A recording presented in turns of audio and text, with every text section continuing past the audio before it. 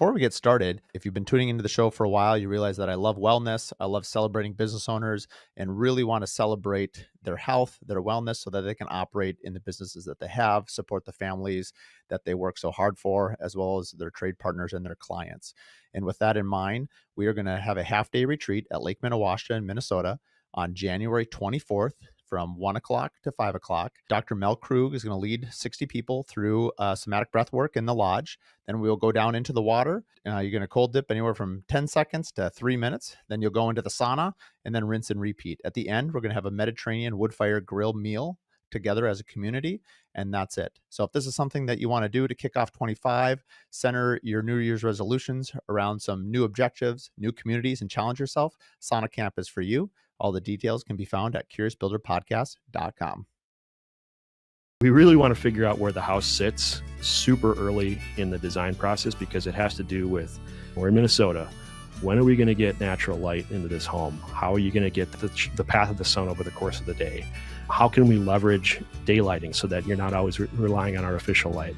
All those kind of things that maybe a client doesn't come in and say, do that for me.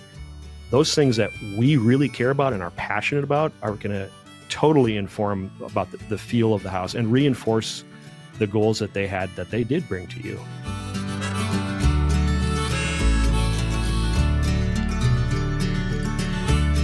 Today in the Curious Builder podcast, we had Chris Strom on from Christopher Strom Architects, and we had a delightful conversation. We talked a lot about growing an architecture firm and really using some early notoriety through ADUs and working with cities to be at the leading edge of particular markets. Also, towards the end of the interview, I really enjoyed talking about how developers can be more patient and really aligning with architecture to elevate their neighborhood and their building reputation in the area. So without further ado, here's Chris.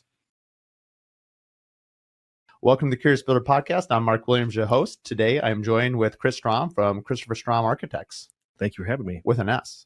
There's more than one architect there. Yes, there is. We've gotten to know each other over the last couple of months, Chris. We're working together. But before we dive into that, those that are outside of Minnesota may or may not know who you are. So let's do just a quick, brief history of who you are, how you got into architecture, and we'll just go down the rabbit hole. Sure. That sounds great. Again, thanks for having me. Been interested in architecture probably since sixth grade. There was a program at my school that allowed us to interview someone in a profession that we were interested in. And I met a architect that did some design work for my grandfather, who was a builder. And so I come from a somewhat of a construction background, in that my grandfather was only early 50s when I was born. And so I remember being at some of his construction sites. He built our house, he built our neighbor's house. And then my dad was really generous in letting me wreck a lot of his tools, building a tree house in our backyard. And so I think I was always interested in a lot of different sides that contributed to an interest in architecture, which was drawing, building things. And I was actually an art major in undergrad. I went to St. Olaf College in Northfield, did a lot of drawing, some steel sculpture, color theory, but then of course all the other liberal arts classes that are really helpful and allowing you to think outside the box a little bit. And wasn't really sure what area of architecture I wanted to go into, other than I was very sure. I was one of those kids that really knew what they wanted to do. That's rare. It is. I think it's somewhat common with architecture because it's such a name brand profession. But in terms of kids knowing what they want to do that early, I think it is pretty rare. That's interesting. You're exposed by your grandpa and just being around it. What, out of curiosity, what city did you grow up in? I grew up in, it was pretty rural Eden Prairie at the time. It was 12,000 people in 1978 when we moved there. I was 5. And so there wasn't even any restaurants. Very, very different than the Eden Prairie of today. So we moved to Chaska in 86. Okay. And so my dad was a builder, and they built a lot. And so what brought him down here was Eden Prairie. He was building split level homes in the 70s and 80s. Interesting. And so we came down from Dayton. Actually, Tom Bernard bought our home. His wife was into equestrian riding, and we had a horse farm up along the Crow River. Okay. And so we moved down here, Lake Bavaria out in Chaska. But you said Eden Prairie wasn't much. There was a lot of horses back then. There was, and Chaska was nothing. So it's funny, those interregnum suburbs. So it was funny. Eden Prairie was, of course, our high school arch rival. They pretty much dominated us in everything. Yeah, we were okay. I think they're a lot stronger now in most things. Yeah. Anyway, that's a small world. And my wife went to St. Olaf. I knew the Olis were different because now I have a lot of Oli friends, but it was funny at our wedding. All of a sudden, you guys all got up, you, meaning your entire Oli brethren, all got up on their chairs and started doing your Oli chant. I'm like, what is happening? I feel like I'm at Hogwarts and they're doing like some Gryffindor chant or something. It was it's a cult. It totally. Anyway.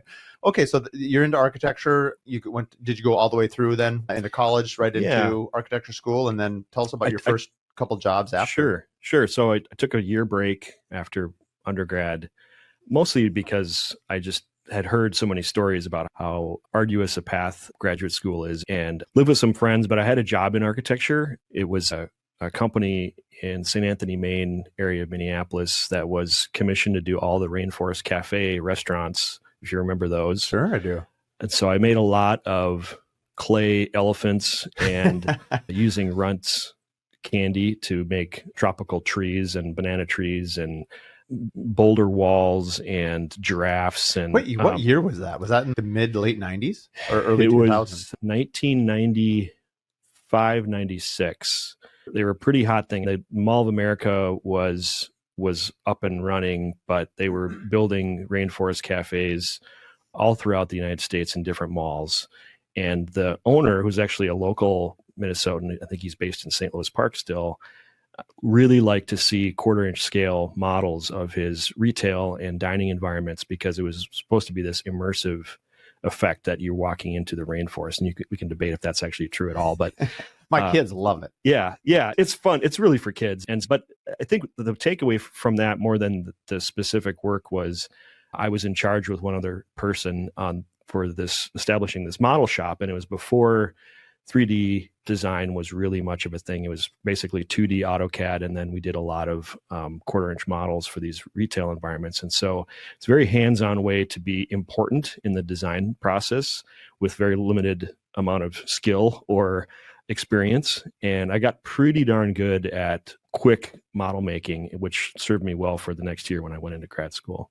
Interesting. Was Mark Ostrom? Does that Mark? Oh, yeah. We became good friends. We're in a small group together. I brought him on the podcast about a year ago now. Yep. And then I'm loosely involved with the Joy Collaborative. Yeah. And we've done a few charities with him. But I only knew, because Carl knew Mark Ostrom somehow from Ellerby. What was Mark's tie? Because he was a designer. Now, what was he back then? Was he involved with the Rainforest Cafe? So this was at Cunningham Group, where I was before. When I went to grad school in California, I came back, worked at Ellerby Beckett, and Mark was an interior designer, and he worked on a lot of these really large institutional projects. Mark and I could probably both tell you war stories of working on this. My first project out of grad school was a several 100,000 square foot convention center in Grand Rapids, Michigan. And Mark and I worked on this public indoor street that was called the Grand Gallery. And it was really expensive and really like tons of glass, tons of patterned terrazzo. And so he and I got to know each other pretty well through this multi-year project at this convention center. Interesting. And with Carl Eidelberg, we were these young, inexpensive designers, and we were tasked with a couple of different high-rise competitions. One was in Guangdong, China, and one was in Abu Dhabi. And so we did these really aspirational multi-story towers, collaborating with Ova Arup Engineering. It was really heady stuff at the time. We had an expense account to eat lunch and dinner and stay at the office at all hours. And of course, nothing got built. But we got paid to work really hard on some cool designs. That was a fun experience. That's fun, man. We should do we do about 2 live events a year, but it sounds like between Mark, you, and Carl, we could have one just about the iterations of the Rainforest Cafe and what it is to be a budding architect working all hours. I know family, I'm sure, just like almost like a startup, I bet. Closing down the Palomino and eating calamari late at night and then going back to the studio and doing some more work. And we're all single and just could get it done. And at the time, it was fun. Yeah. Oh, funny. Now, do you stay in touch with those guys at all? Or? A little bit. I see Mark. I definitely respect his work on the Joy Collaborative, contributed to it, and really think that what he's doing is spectacular opportunity for kids that have special challenges. And I do keep in touch. When you work in a commercial firm, you meet a lot of people from different parts of the profession. That's a little bit different than residential architecture. We're pretty focused residentially, where we do a lot of the same stuff, but the commercial path was a good way to get started. When I interviewed Mark, and I'd known him before just in that small group that we're in together, but and we won't talk that much more about it other than you'll relate to this. Like when you hear him tell his story, like it hits you so deep in your heart. Like I was like basically saying, Mark, I want to quit my job and come work for you. Like it's helping kids or something that's super powerful about that. Of course. And his mission is everyone, but it's hard. Operating a nonprofit it's not an easy game. It's really difficult. So anyway, shout out to him. Well, let's move on. So you walk us through, at what point did you break off and start your own architecture firm? And so many listeners are entrepreneurs, builders, architects, designers, in those that might be budding. It's always interesting. We gain experience somewhere. Some of us just go straight for it. Yeah. My stories, I just went right into it and just figured it out completely, building an airplane on the fly, which is maybe not the best way to do it, whatever. Still learning a lot. At what point did you know you wanted to start your own firm, and why? And walk us through that journey early on. That's a great question. I don't think I knew right away that I wanted to start my own firm. I saw my grandfather operate his business. It was a partnership. It was him and one other guy that ran the business. And so I think they worked really hard and they had some ownership over what they did and they called the shots. So I think that was in the back of my mind appealing. But I think when you go out on your own and start your own thing, it can be a lonely experience. You typically start by yourself. And I always really enjoyed working with the people in studio. When COVID hit and we weren't in studio together, it sucked. It isn't a collaborative environment. I really enjoy being able to bounce ideas up of other people and come to conclusions together. I think it's a faster and more productive way of designing.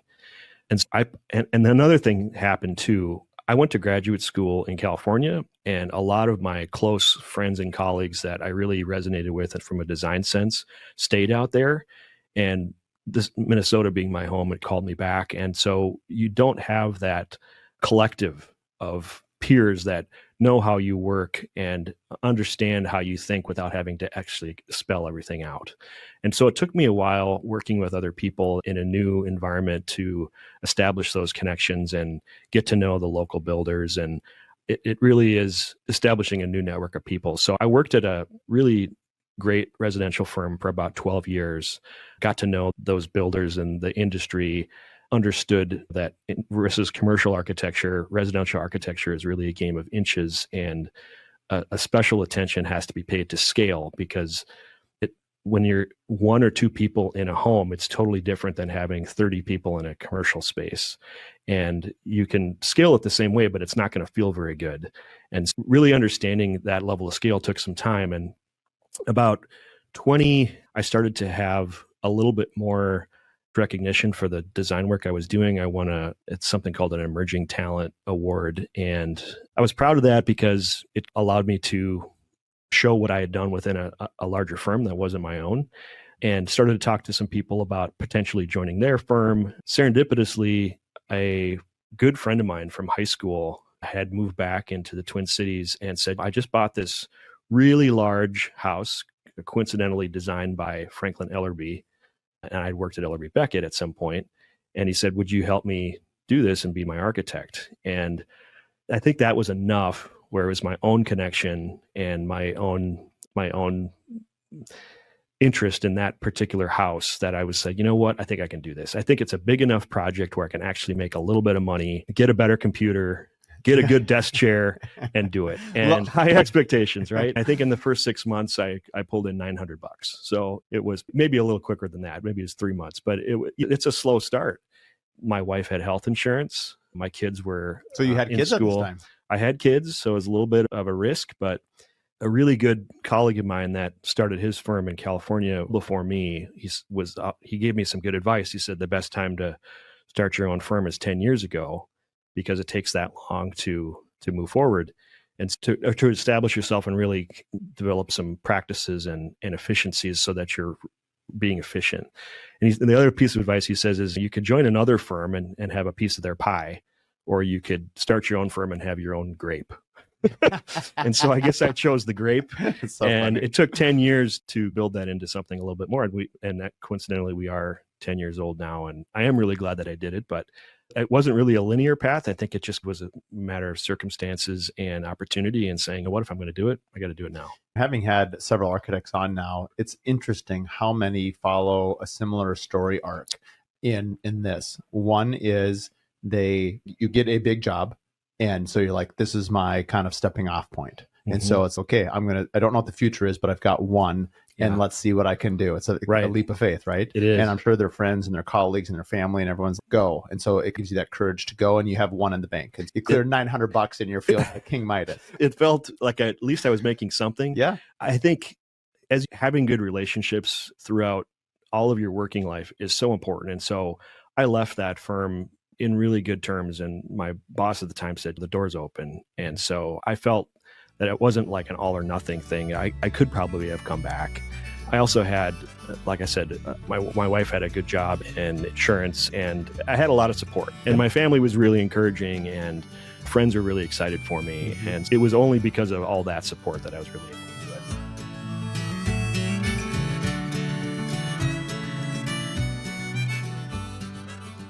This episode is brought to you by Adaptive. For over 2 years now, I've been using Adaptive. It's an incredible game changer. It's AI technology based. It helps you with bill pay. And as a builder, there's very few things that anger our subs more than not being paid on time. Well, those days are gone. Not only do you know exactly where you are, but you can pay people through your ACH channels, making draws extremely quick. With one click of a button, which used to take hours, my office staff is now able to generate a draw to the bank or to the client in literally seconds. The thing that I appreciate the most about Adaptive is their ability to keep changing. We've given them 3 or 4 feedbacks on the things that we need as builders, and within just a few months, they're rolling those things out. This is saving us hours per week and days per month in terms of our efficiency. If you're looking to upgrade your business, I'd highly recommend Adaptive. You can reach out to them at adaptive.com or listen to the Curious Builder Podcast, episode 15 or episode 80, where we dive into their origin story. The other thing that I notice that in interviewing is a lot of times, you're actually the exception of the people that I've interviewed. Almost all of them they knew someone earlier on in their career. It'd be like you calling Mark Ostrom or Carl and say, hey, 10 years ago, let's do this together. Like you see it seems like a lot of firms start with 2.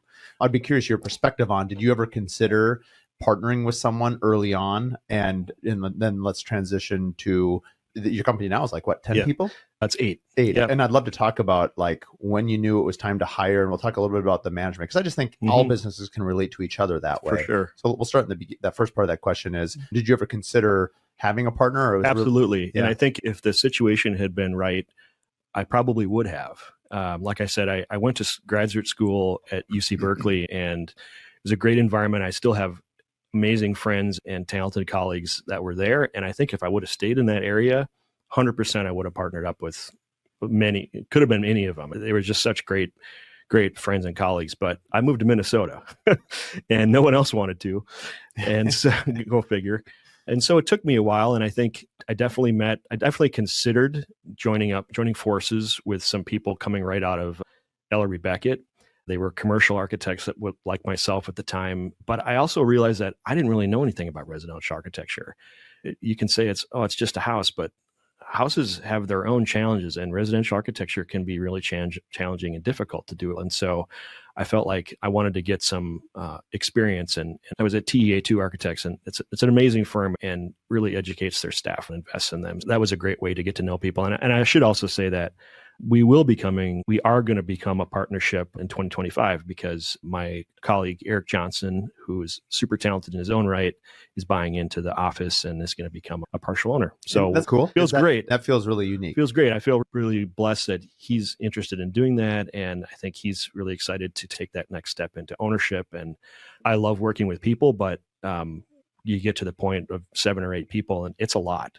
It becomes a high majority of my day that I'm advising other people on how to do their work, which I really love, but I also don't want to completely disassociate myself from drawing and being creative on my own. And so having Eric there to spread that bandwidth is really special. And I think it's we have next 10 years are going to be fantastic. It's an interesting perspective. Just looking on it, it's the podcast. Honestly, I've talked about it a lot on the podcast. These collectives we do, just working with other builders and just being with people, like realizing that I'm a small building company of 4 people. And now, granted, I feel like my client is a part of my team.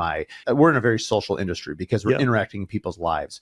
But from a colleague standpoint and talking about business, it is being an entrepreneur is lonely. It's like you're on an island. Yes. And the one thing that I really didn't realize what happened with this podcast is it feels a lot less lonely because now I listen to tons of other podcasts. I listen to other builders across the country, but now I interact with so many more people because it's like rather than having coffee every once in a while, it's every week I have a 1-hour interview and it fills up this different fuel bucket I didn't really know that I had. We're obviously not literally partners in the same firm, but like when you can start talking about stuff, you're like, I could call, you end up calling people that you've had on the podcast. And it ends up being like an extension of your network because you had this unique experience where I take about all the time. Like, when was the last time you sat in a room with no distractions and like for 1 hour you talked to somebody about their profession? It's a different experience. And I've really enjoyed how it takes down some of the walls of separation that maybe only existed because we said they were there, but they don't need to be there. And so I really enjoy that opinion. And so even like with Honey Hill, we're partnered with you and a couple other architects out there. And one of the things that I really enjoyed, so Sean and Tom from Aspect Design Build came over to me and they said, Mark, we'd really like to partner with you because of how you market and how you carry yourself. And we just, we think there could be some symmetry there. And honestly, the last year working with them, I feel like I have a partnership with another builder. And it's like, I have a pretty high level of energy anyway, but man, it's like an espresso shot on top of my coffee. And I'm just like, because I feel like I'm a part of a team. Well, you have some momentum. Yeah.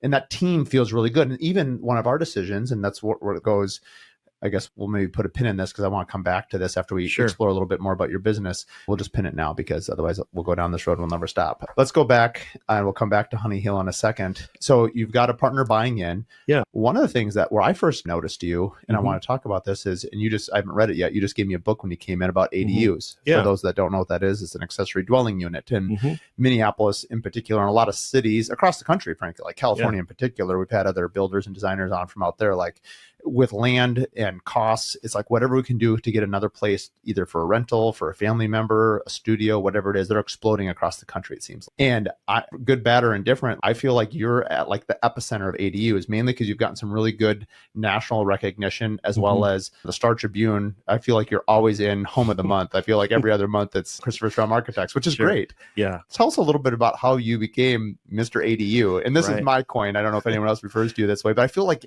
every time I see an ADU, it's like somehow associated with you. And now it's like in my eyes, that yellow house that you've gotten so much recognition on, I can draw it right now. And I see it so often. Am I the only one that feels that way, or do you feel you hear that from different parts too? It definitely was a benefit in starting a business is to be known for something. And it happens to be something that I am really passionate about. I grew up in the suburbs, but I live in the city, and I love new construction, but I also love respecting the existing context of the city of Minneapolis or whatever city you're building in. That's why we live there, because we love that environment. And ADUs are a really gentle way to add density to an existing neighborhood because you can't necessarily see them from the street.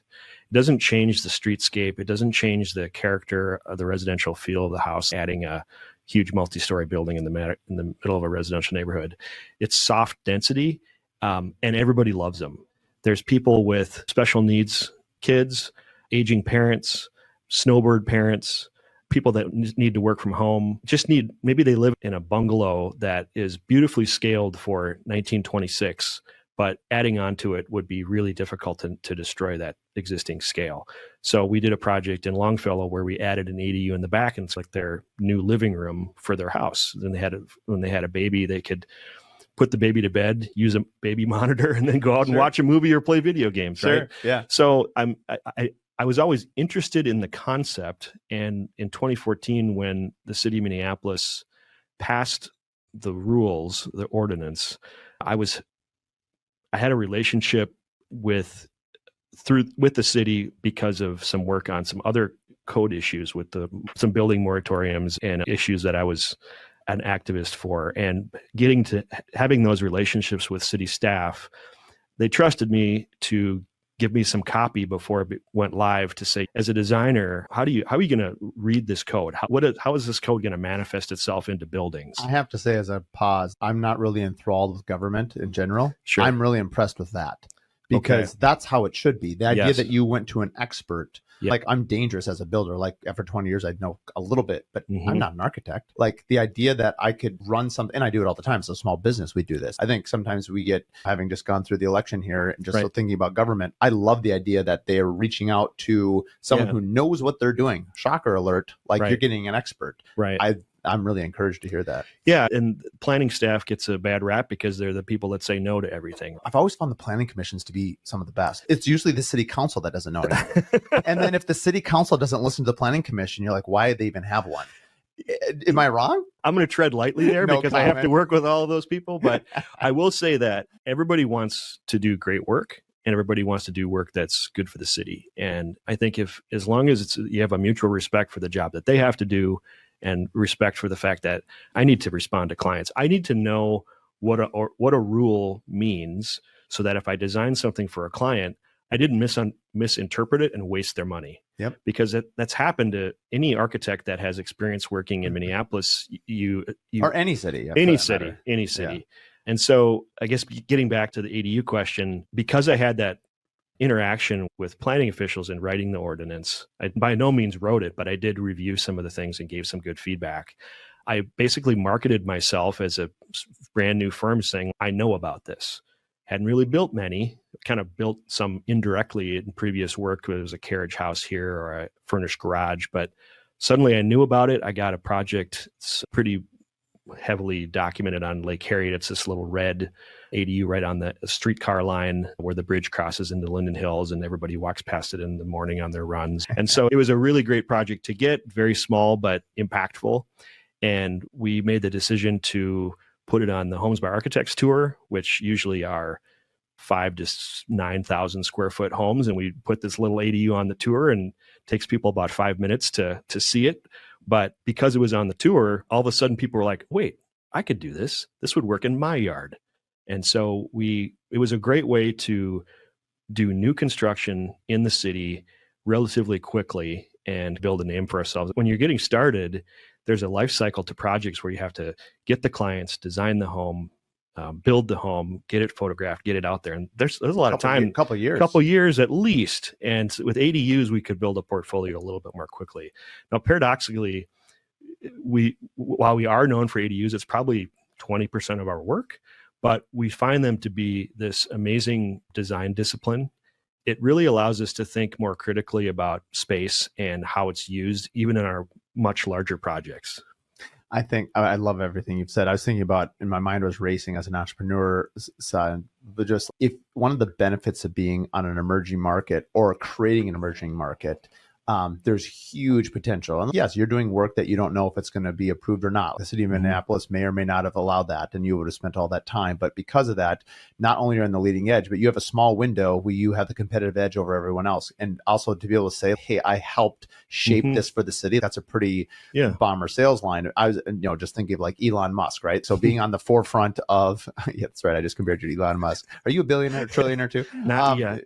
How many times does this happen? But like the idea, okay, the forefront of EV or SpaceX or some of these things challenging industry norms. Right. And then you have this couple year head start on everybody else. Now, if you don't continue to innovate, Palm, BlackBerry, they're bankrupt, they're gone. Right. Every company continues to need to evolve and change. Sure. I just think it was really unique that you were at the right place at the right time and you had the expertise, and then you really, to me, own that. Yeah. And I feel really fortunate, and there's some luck in that too. But I think we also are really intentional about not treating it any differently than a regular build. We're really transparent with people right from the start that ADUs can actually cost more per square foot than a regular house, because all the expensive stuff is distilled down. And we get calls and inquiries every week for ADUs, and lots of them. And for the most part, it's a matter of education and telling people, hey, it's not a tricked out garage. It's a second home. It happens to be in your backyard. It maybe is an opportunity if you've ever wanted to design a custom home for yourself, but maybe you can't ever get together the resources. Here's an opportunity to do it. It's just at a smaller scale. So it's really appealing to people to be able to. it's not for everybody still, because it's not low income housing, but it's an opportunity to do something at a smaller scale that is custom. Yeah, 100%.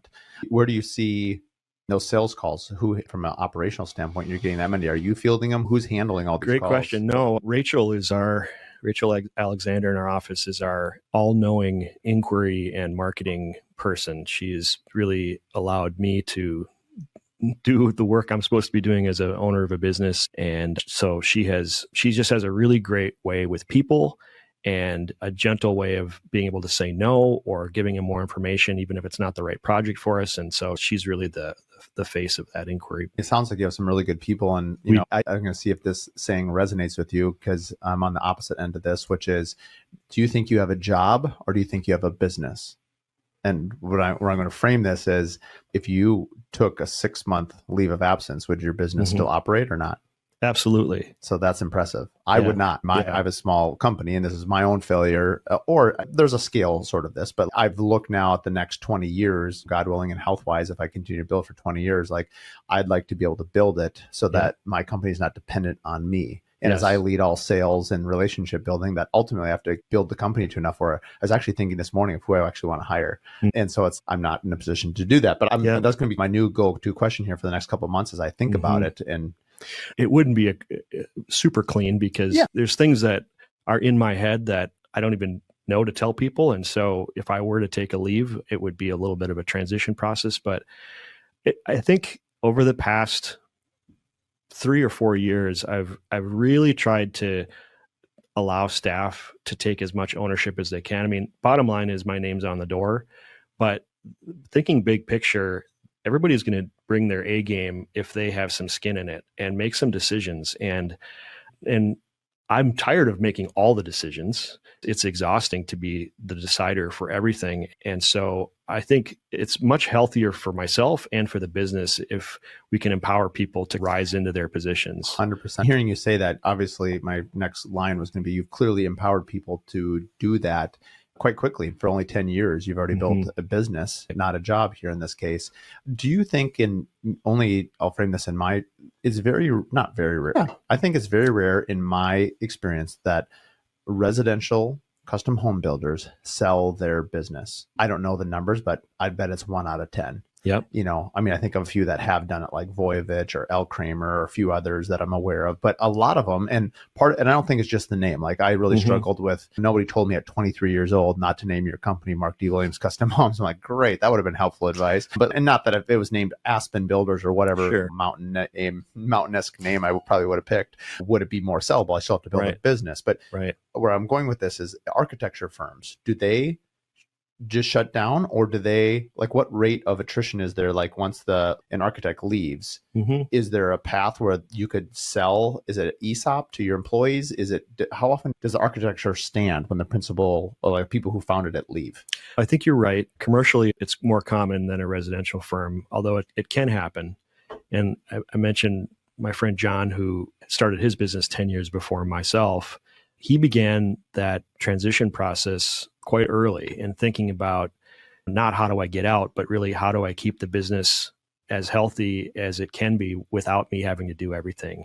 And I think your business gains more value that way. Your business is a lot more valuable if a potential buyer doesn't need you to do everything, because it's honestly, it's just healthier. And so I think I have been thinking pretty intentionally about how to offload a lot of the day-to-day business stuff to several different staff people. I still could do a much better job of it, but I think everybody's got a kind of a particular niche in our office that they're responsible for. They either grow into it or we switch it to some other person, but that way it's just a stronger web. It's not just built on my feet, it's on many shoulders, right? The example that comes to mind is a marriage or like a family. There's certain responsibilities that I have and then I'm free to do it because my wife does other things. And 100%. Like the kids benefit because we have some cross approach there. And I think the family, some people want their business to be a family structure. Some people don't want that sort of familial feel. I think we're in such a high touch emotional business that it feels much more like family than it feels like business, in my opinion. I think you're right. And I think that's why yourself and also myself started our businesses with our name, because people want to know who you are and who's doing the work. And we've started to shift our branding a little bit more to CSA, because I'm not doing everything. And so CSA is Christopher Strom Architects, but it really is establishing that a lot of people are contributing to these projects, and hopefully that'll continue to be. We joke that I still have to put Christopher Strom Architects underneath the CSA because we're not IBM. We're just not that big. We'll get there, but we are aspiring to become more universally known for the sum of the parts rather than just myself. Mm-hmm. Yeah, and that team approach obviously is much stronger. Let's go back to where we were going a little bit about the development. We were talking about Honey Hill, which is a 6-lot acreage development, and Aspect Design Build, who I'm partnered with, Tom and John and myself. We elected yourself, JMAD, and Chisel Architecture to be our 3 architecture partners out there. And it was something that we really felt, and this is something I felt very strongly on as well, is that having architecture partners helped elevate the brand of what we were trying to do. And really, we're at a time, or at least the last 6 months to a year, at least for myself, has been very slow with new home construction. Interest rates, the political climate has just seemed like a lot of people are like this, hold on. And now we'll see what happens. And at least we know where the future is somewhat going. At least, who knows? But that's not really the point. The point is, like, people now know, okay, this is what the next 4 years potentially looks like. And people just like certainty. And if that was a lot of uncertainty, just all election cycles seem every 4 years, I'm like, great, we got to do another election. This is 6 months of just like slow. But where I'm going with this is really trying to have a brand that we were partnering with architects to really elevate our brand and really create messaging around this beautiful piece of property where nature meets luxury and all these different things, to really do thoughtful designs. And I was just curious, one of the reasons that we picked you, other than we really liked you and we liked your work, it was also you've done this before at Savannah Oaks, which is out on the east side. And I'll let you expand on all of this stuff. My question is, why don't we see it more in commercial real estate? And maybe that's because they have to go through so much zoning and so much planning over the years, and commercial firms, seems like architects are in first before they bid it out to builders, where at least in Minnesota, builders have a very strong grasp on the housing development, if you will. And so it seems like builders have been very slow to partner with architects to elevate their development. And maybe I'm just not aware of them, and this would be my own ignorance. And so feel free to correct me. I know there's been other successful ones along the Marina St. Croix and other architects that have done own developments. But speak to your experience of your observation of residential builders, why it's been so slow to do this, because it seems like common sense. Yeah. And I know there's some risk, but anyway, I'll just let you have some space here. So the question is, why don't builders and developers leverage architectural partnerships nationwide earlier on? I think that's the key, because they do, but it's like they develop the land and then they go and then they sell a property and then they go, hey, client, I'm just like, it seems like they could do it earlier in the process. Yep. So I'm not a scholar of that nationwide, but what I can tell you about White Oak, Savannah in the Stillwater area is that the developers there really believe in design. They have a passion for it. They have an experience working with architects and investing in that design, that level of design. And so I think they want to make money, but I think they really let the design and the quality of that design drive the work. If as soon as they start to take their eyes off that ball and it really becomes about just a short-term transactional effort, then the quality of the development goes away. And I think they have done an outstanding job of being patient and waiting for the right opportunities and the right people to understand really what it is that's going on out there. We built one of the first houses out there, and for a long time, our house was standalone in the middle of a big prairie. And as soon as we started getting a few more filled in, it gained some momentum. And I think prospective buyers were like, oh, I can see how driving through here, even if you didn't live there, is going to be this really interesting experience, because there's this rich architectural layer of homes out there that's going to be different than going into a development where it's the same thing, but just different vinyl siding.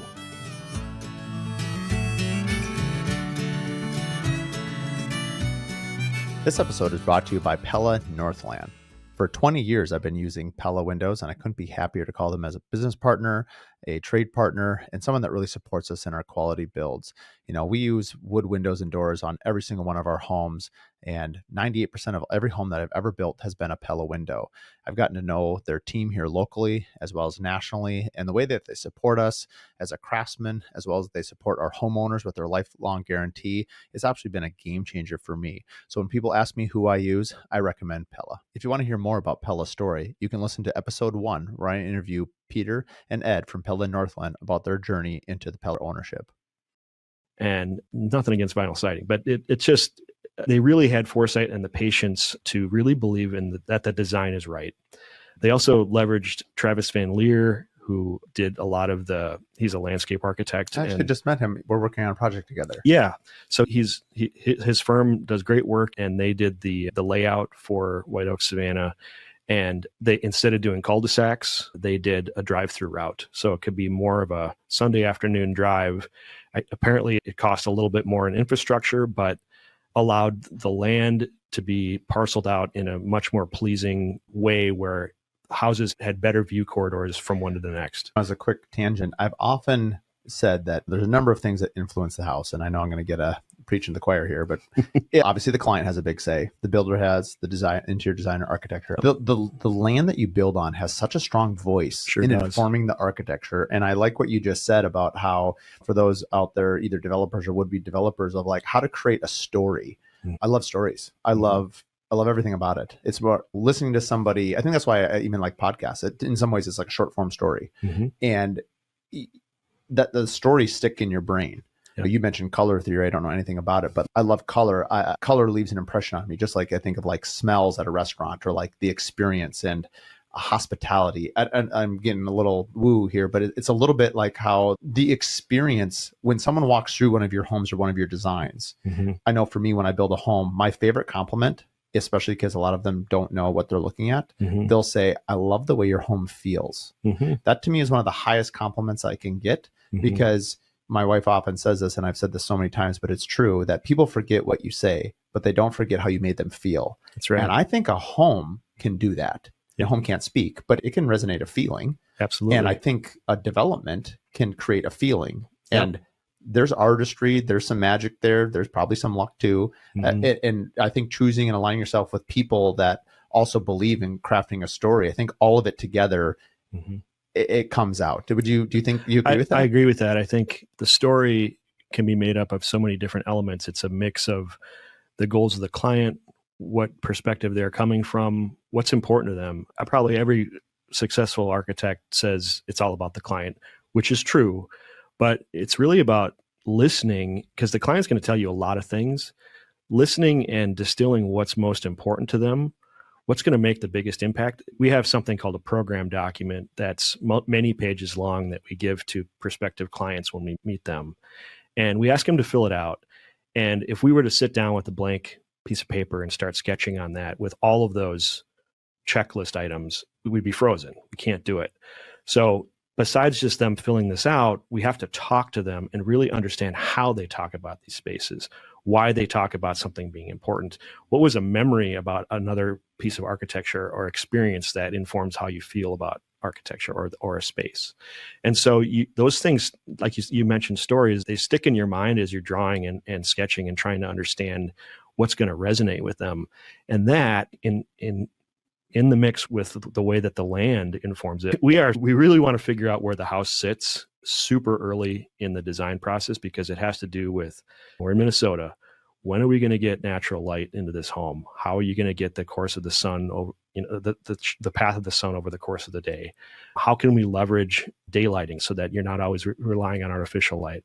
All those kind of things that maybe a client doesn't come in and say, do that for me. Those things that we really care about and are passionate about are going to totally inform about the feel of the house and reinforce the goals that they had, that they did bring to you. And I think a lot of times this is where surrounding yourself with different experts or different, I like a diverse team, because everyone has a voice. Yep. I've often said that Pavarotti, famous tenor singer, right? One of the loudest, most beautiful voices of all time, right? You give me 100 people singing, you're not even going to hear Pavarotti. It's true. And I think of all of our partners, the client, the architect, the land, our cabinet shop, our trimmer, our painter.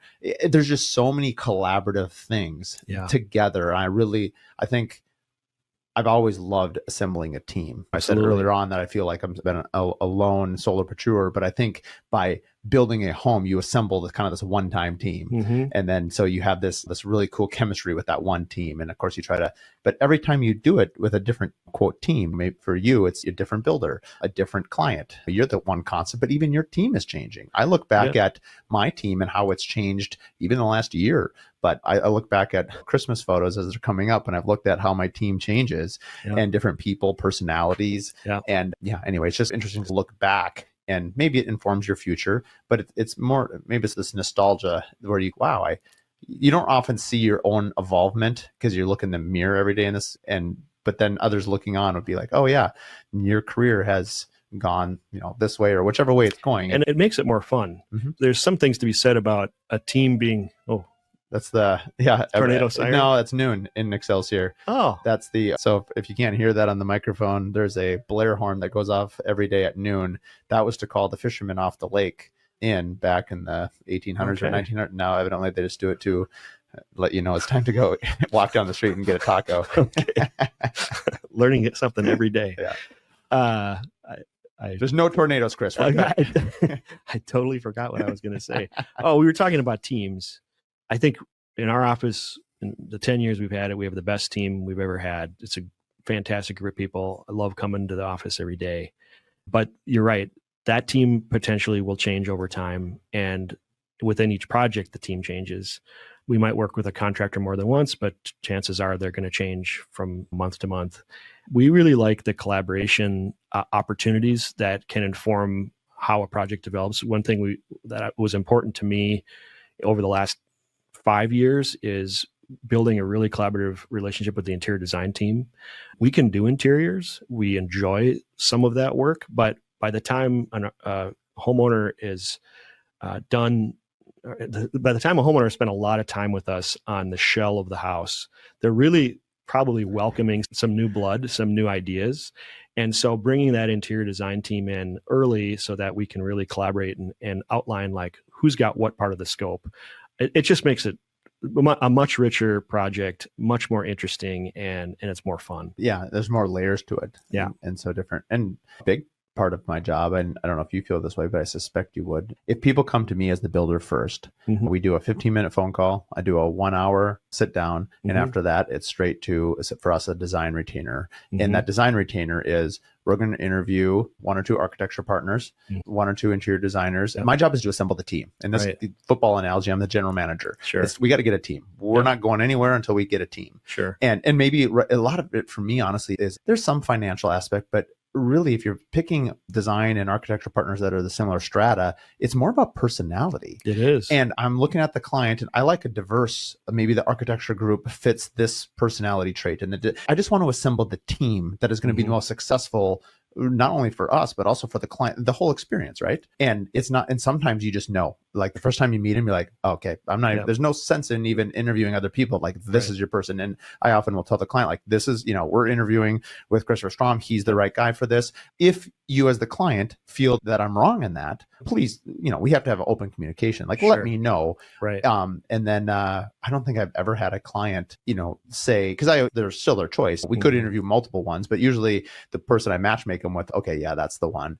Yeah. And then they're looking to me in that sense. I have the relationships, so like directing it. Right. It's not really an arranged marriage, but it's a potential. There's a lot of subjective criteria that it's just a feeling in some ways. Sometimes it has to do with the experience of the partnership that you have, but yeah, it's matchmaking. For sure. Yeah. Anyway, one thing I was going to comment about the developer out in Savannah Hills, and for those that would be developers out there, is it sounds like they had the unique ability to be patient. It's hard sometimes when the juice is churning, and every month, however big your project is, and that's either profit going out the window or your own equity going out. It's hard. So I know it's easy. I don't know how long Savannah Oaks has been under, development or construction, but a couple of years, right? Oh, more than that. I was out there in 2019. Oh, wow. For a group bonfire with industry partners. And so it was pre-COVID for sure. And so are there lots? Are there still lots left? There are. So I think the total is 30. They had a phase 1 and a phase 2. And I think they could comment more on the financing, how to structure it so that being patient was not a huge the business lots, but they had the first half of the lots came open first. So putting in the infrastructure and road and everything only happened to half the development. And once that had some density of new homes, they developed the second half and could carry those infrastructure costs over to the second part. Yeah, they were patient. I'm sure. I know that they were tempted to do a couple of spec homes just to get something going out there, and there was even some design work to do that.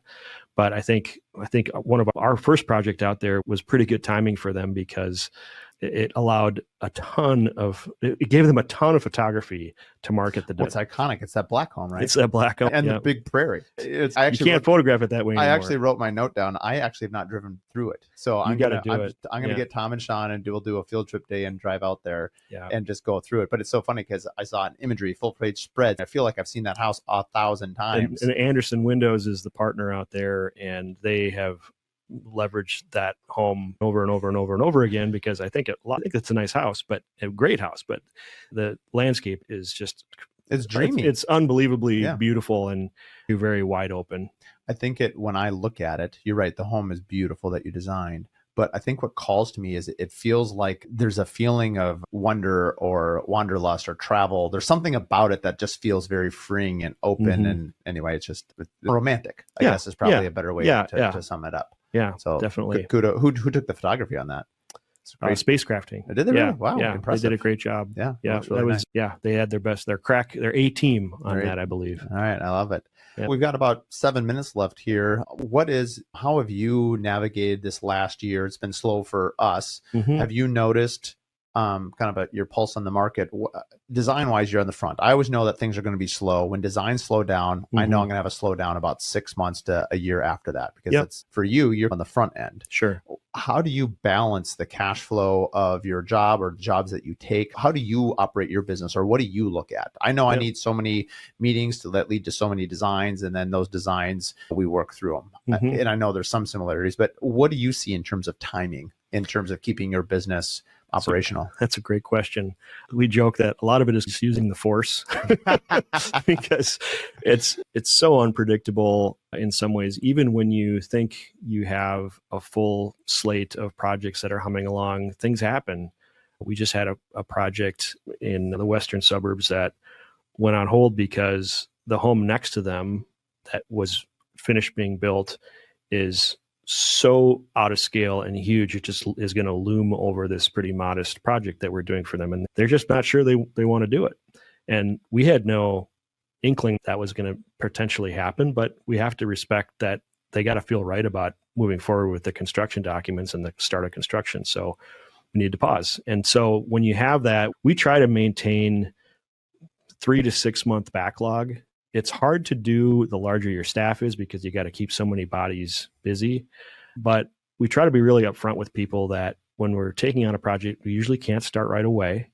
If it's something where we also try to gauge their flexibility, and we write out a fairly detailed design schedule for them ahead of time that usually spaces design meetings 3 or 4 weeks apart. So they can get an idea about when they're getting work backwards from getting in the ground. Mm-hmm. Yep. And it's conservative. It's trying to be realistic with people take vacations and there's holidays, and you have to assume that perhaps people will change their mind on things, or someone's going to have a baby, so they need to take a break for 9 months to do that. But by having that backlog and an ability to say, you know what, we're going to start by March, but if we get a little bit of a window of time, we can start earlier. And it's just really being upfront with people and transparent about we're a small business. We're trying to keep everybody busy, but we also, as in the design process, we try to also tell people we have a lot of projects under construction. If there's an issue with those, we have to deal with it immediately. And you would want the same if your house was under construction. 100%. With residential clients, as I'm sure you know, it's unusual that people have a lot of knowledge about the process unless they built a home or two before. And we do get some of those clients, but for most people, it's an educational experience every time. I find that so much of our job becomes, the more I look back at the issues I've ever had, almost all of it comes down to education and informing our client or the team and setting expectations early on. Yes. I don't know why I mentioned earlier about starting my business, like flying an airplane and then building it on the fly. And builders, I'm not unique in this. I think builders in general do this. And honestly, residential construction does this at large. It's a major problem. And it's only been the last couple of years. And part of it is the client committing to you too. Where I'm going with this is client comes in and they say, we'd like to know how much it costs. And it's like the grocery analogy. How much does your grocery cost? What's in your bag? Right. Until you tell me, how can I tell you? Right. And people want to know your per square foot number. And it's fine because they don't know what other question to ask. Yep. There's 1,000 variables that are going to affect that. I can give you ranges, but even those don't really help you. Right. And it really puts a lot of stress on us. We're trying to, and I get why they ask it. Like, can we afford this house? Right. But unless you do a little bit of design work so that we can just get some. And then the beautiful thing about it is usually when people design something, they fall in love with it. And typically if you love something, you figure out a way to make it happen. Sure. And you can lean on your partners, the architect partners, the builder partners, the design partners to help you get there. But I have found that if we can get the client to really make the decision on the front end, the commitment, this is the team we're going to work with, their experience is so much better because now we can go through it. We can design the home. We can price out the home. We can select everything in it, do a final price we can eliminate a lot of the change orders. We can, and it's like telling the client, like, I can disappoint you once, or I can disappoint you 100 times. Which one would you prefer? Obviously, they're going to say once. And the once is it's going to take a little longer on the front. Nobody, in general, I'm trying to change this. Nobody, not that I'm the authority on this, but nobody talks about how long it takes in design. Right. Because it used to be, I remember clearly, if this was our first meeting, Chris, I'd be like, okay, we'll have drawings in the next 2 to 3 weeks. Well, don't worry about selections. We'll make them while we're building it. We got to get in for permit. My number one thing was to get a shovel in the ground. And I understand the need or why you want to do that from a financial standpoint, but man, it really sets up the project for failure. And we've done it. That's the thing. Many builders out there that listen to this know exactly what I'm talking about because we've done hundreds like that in our career. But it is such a better way to slow down. But that starts with me, the first meeting. That starts with you saying that this is going to take a little while. And honestly, a lot of clients, I've heard some clients that they'll say, I've got to make, and you got to slow them down and say, do you want to rush this decision? It's a little bit like a shotgun. I've never used this analogy, but I'm going to now, like a shotgun marriage. You're going to spend a little time dating and figuring out, is this a person you want to be married with? Right. And that's really what the whole point of the design retainer is, right? Right. Anyway, I don't know how often you find that. A lot. And I think we've gotten established enough where people aren't expecting to go fast, but they don't really know what's normal. Agreed. Right. So trying to give them a conservative estimate of time that we can meet, maybe exceed or beat, but that we can meet. And then also telling them, look, if you take a little bit more time to get the right team together and give yourself some grace in making these decisions, because there's 1,000 of them, you're never going to look back in 2 years and say, man, I'm really glad we rushed through and got done 6 months before we thought. You just won't. In the very short term, you'd be like, boy, it's Christmas. I really wish I was in the house. But in the end, you're going to be so much happier that you actually gave yourself some time.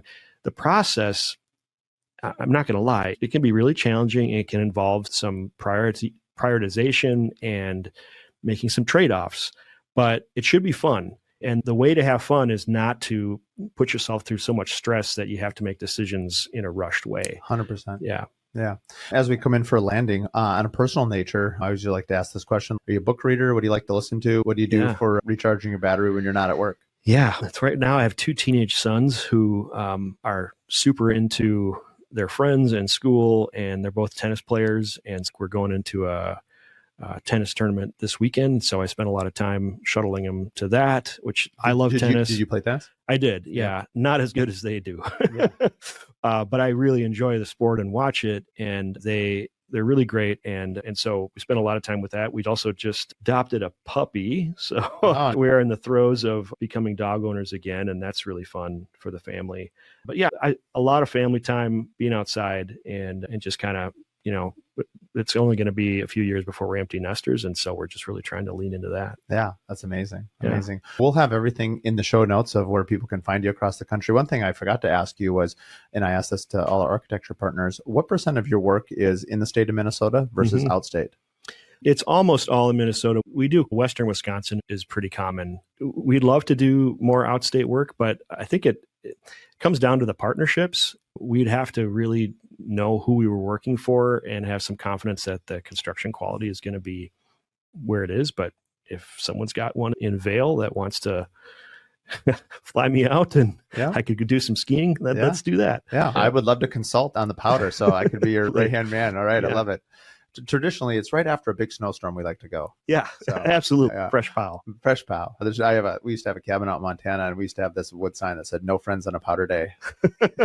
Right. And I used to invite a bunch of high school friends and college friends, and we literally lived up to it. It's like on a powder day, like, these don't come along very well. You guys, we'll see you at the car at 4:00. Yep. And if you can't keep up, we'll see you at the lodge at noon. We're going. Yeah, absolutely. Yeah. I appreciate your time coming on. Yeah, and thanks for having me. Yeah. I think you really got a special thing going with this podcast, and I think it's really good for the industry. Yeah, So thanks. I'm loving it. I appreciate everyone coming on, and we'll have everything in the show notes, and away we go. Awesome. We're excited to announce that the Curious Builder collectives are going into 3 other states. For those not familiar with what the collective is, it lives between what the Contractor Coalition is and a Builder 20 group.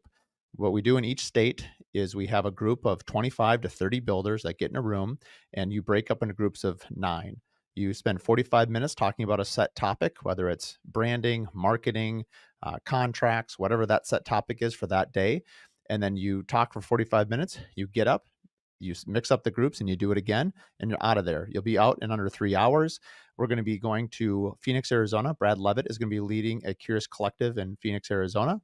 We are going to San Antonio. We've got David and Angela Penske from Penske Homes leading a group down there. And we have Brad Robinson and Vince Longo in Atlanta, Georgia, also leading a collective, as well as obviously me in Minnesota as well for our 2nd annual collective. So if you're interested in collaborating with other builders, if you really want to dive deep on your business in a person-to-person relationship, ask a lot of questions, the collectives are for you.